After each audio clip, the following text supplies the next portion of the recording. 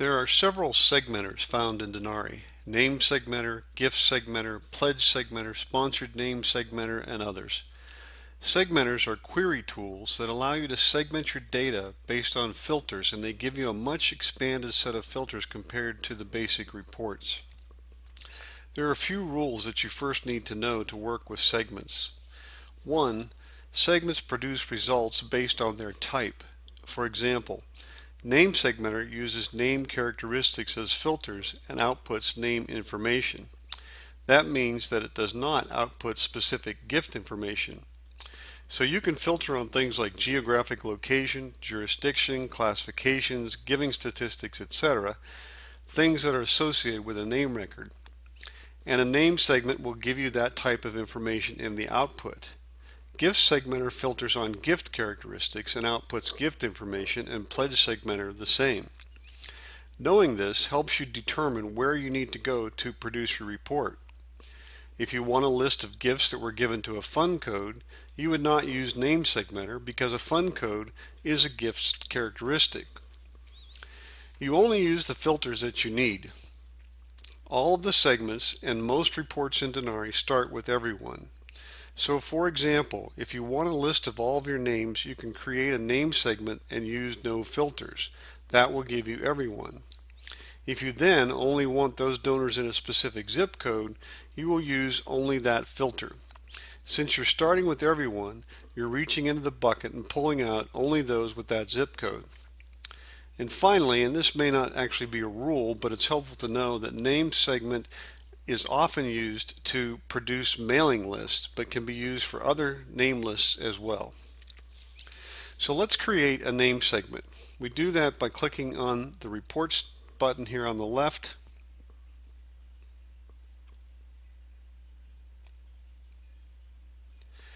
Then Query Tools, and then Name Segmenter.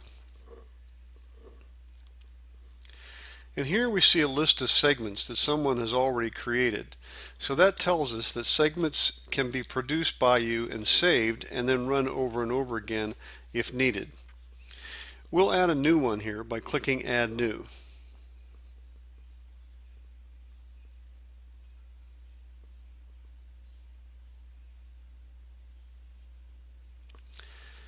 The first thing we need to do is give it a description and a segment code. These fields are just like all other records you create in Denari. The description is for you and the code is for Denari. So the description can be anything you want, but the code must be unique. You can't have two name segments with the same code. I'm just going to use training video 334 here. The 334 really has no great significance. And over here, I'm going to put my initials with an underscore and then 334. My initials, by the way, help me know that I'm the one that created this segment. Those are the only two required fields here. As mentioned earlier, you're starting with everyone. If we were to run this segment right now, we would get all names. There's two pages in a name segment: the filters page and the output page. We're currently on the filters page. This is where we define who we want in the output. And you can see the sections of filters available to us, and we'll look at some of those in more detail.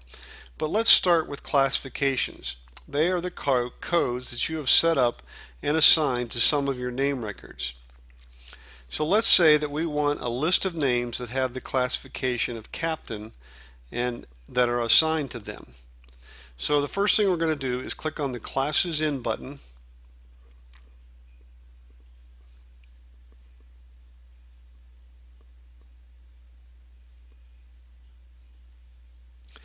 And then we'll select that classification from the available side in the miscellaneous section here. Click the little arrow to move it to the selected side.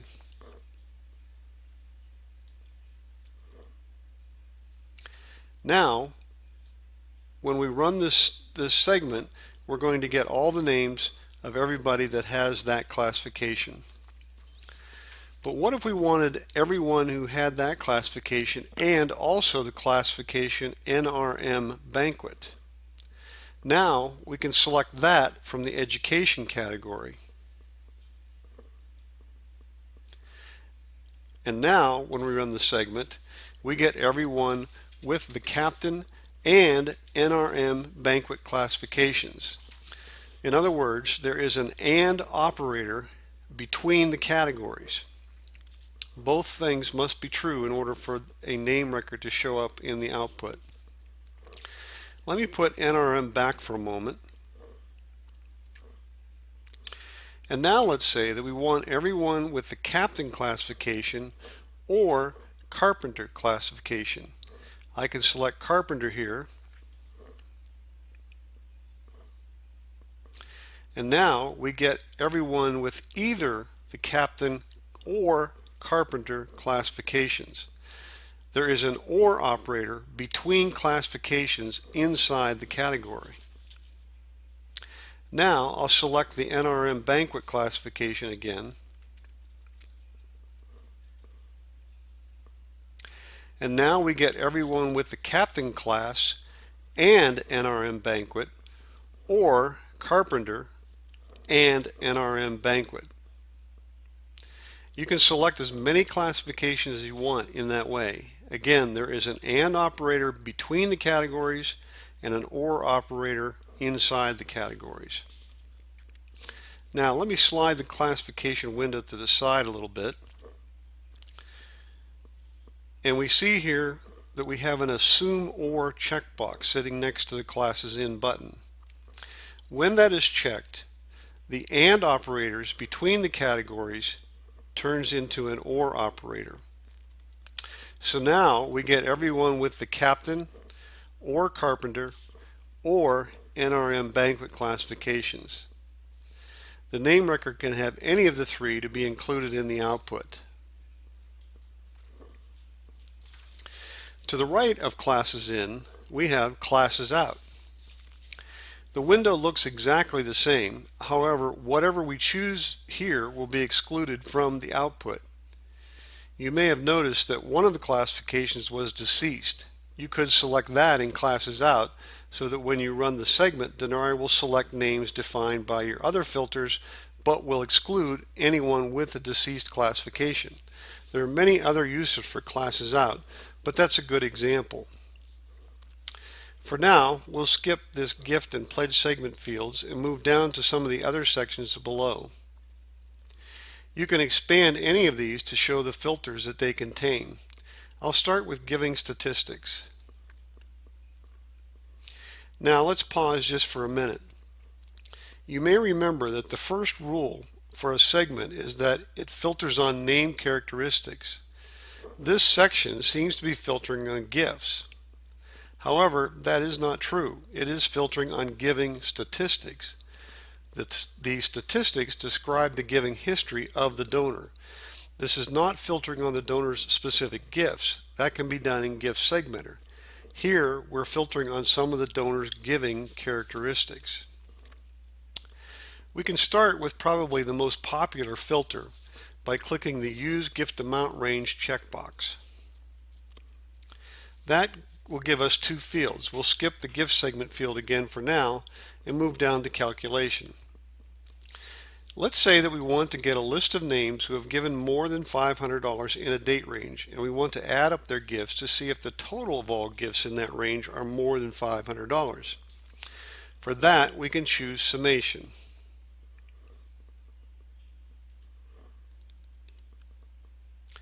That opens up two more sets of fields.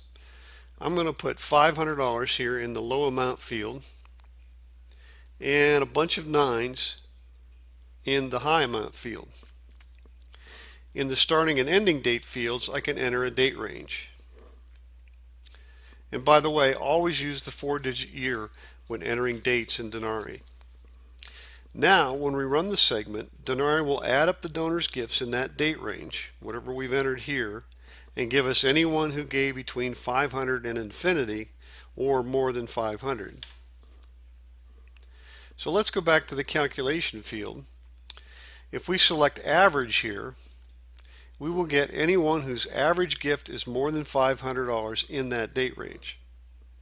If we chose maximum, we would get anyone whose largest gift in that date range is more than 500. And if we choose minimum, we'll get anyone whose smallest gift fits in that range.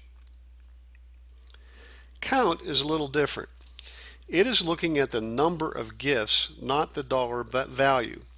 So if we want a list of people who gave more than 10 times this year, we can put 10 in the low value field and 99999 in the high value field. Now, let's say that we have selected the classification carpenter in classes in above, and we've entered this summation in the calculation field in 500 to 99999 with a date range. Now we will get anyone who has the classification of carpenter who also gave more than $500 in the date range. In other words, there is an AND operator between them, and that goes for all of the other filters in the segment. There is no OR here for these filters. OR only applies inside the classifications. So again, both of these things have to be true, one and the other. Moving down in this section, we find the first gift and last gift date ranges. Again, we'll ignore the gift segmenter section for now. Here you can enter either a relative date range or a fixed date range below. And this filter will give you the list of names of all the people who gave for the very first time in that date range, and then of course the last gift is going to give you a list of names whose very last gift falls inside that date range. Again, remember that you don't have to use this filter, and if you use any other filters in the segment, there will be an AND operator between them. And then below that we have the largest gift range, and it filters on a dollar amount. And then finally the gift count section. Gift count will do kind of the same thing that the count is doing up above, but this just gives you a little bit more flexibility and allows you to kind of zero in a little more. So let me close the giving statistics section.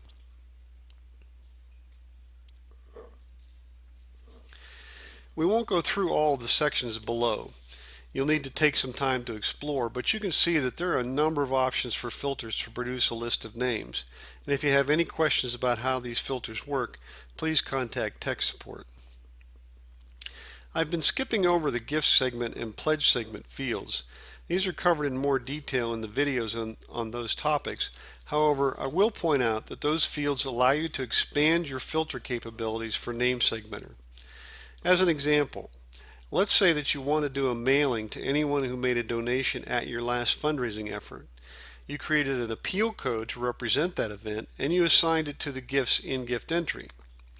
We can't filter on a gift characteristic because the appeal code is a gift characteristic, and you won't find that in name segmenter. You'll find that in gift segmenter. So you can create a gift segment that finds the gifts given to that appeal. You can then select that gift segment here in name segment, and Denari will then first run the gift segment, find the gifts that are identified by that appeal code, and then run the name segment and give you those names based on those gifts. We can take it a step further. I'll expand the giving statistics section again, and in the gift amount range section we can select a segment here and enter our filters to find gifts of more than $500 in a date range. If we select this gift segment in that field, now Denari will only give you names of people who gave gifts more than $500 to that appeal code. Denari will use the filter of the gift segment to narrow the range down to only those gifts given to that appeal code. And the name segment will then apply the greater than 500 filter to that set of gifts. It works the same way for a pledge segment. We can use that to expand the filters to include pledge filters to produce a list of names. Let's stop here. In the second video, we'll move to the Output tab and discuss the output options there.